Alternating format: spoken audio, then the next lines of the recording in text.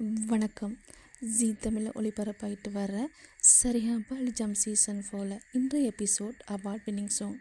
ஆரம்பிக்கும் போதே நம்ம 4 ஜட்ஜஸும் மேடையில் இருக்கிறாங்க.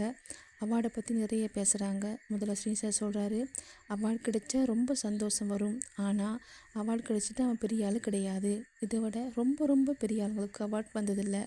அவார்டு கிடைக்கிறதுக்கு திறமையும் வேணும், அதோட லக்கும் இருக்கணும் அப்படின்னு சொல்கிறாருங்க.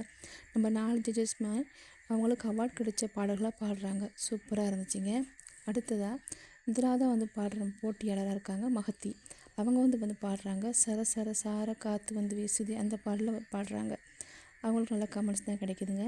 அடுத்ததாக பாடுறது தியானயன். அவங்க 3 நேஷனல் அவார்டு வாங்கினா பாடுறாங்க. அவங்க பாடுற பாடல் பாடறியே படிப்பறியே பள்ளிக்கூடம் தானறி, இந்த பாடலில் பாடுறாங்க. அவங்களுக்கு கோல்டன் ஷவரும் கிடைக்கிதுங்க. அடுத்ததாக பாடுறது சாண்ட்ரா. அவர் தங்க தாமரை மகளே, அந்த பாடலில் பாடுறாரு. அதுக்கு அவருக்கும் கோல்டன் ஷவர் கிடைக்கிதுங்க.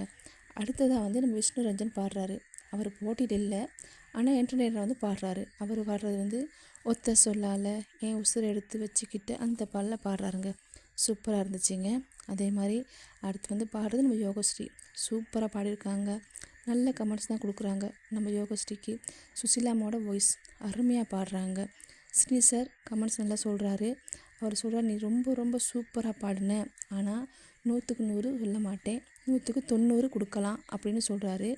அதே மாதிரி சரண் சார் சொல்கிறாரு, நீ எவ்வளோ அழகாக பாடுற தெரியுமா, நீ பாடுறத கேட்கும்போது சுசிலாமாவே பாடுற மாதிரி இருக்குன்னு சொல்கிறாரு. உன்னுடைய பாடலுக்குன்னு சொல்லி எவ்வளோ ஃபேன்ஸ் இருக்காங்கன்னு தெரியுமா, அதில் நானும் ஒருத்தர்னு சொல்கிறாங்க. அதே மாதிரி ஸ்வேதம் சொல்கிறாங்க, உன்னுடைய குரலில் ஒரு மெஜிக் இருக்குதுன்னு சொல்கிறாங்க. ரொம்ப அற்புதமாக அருமையாக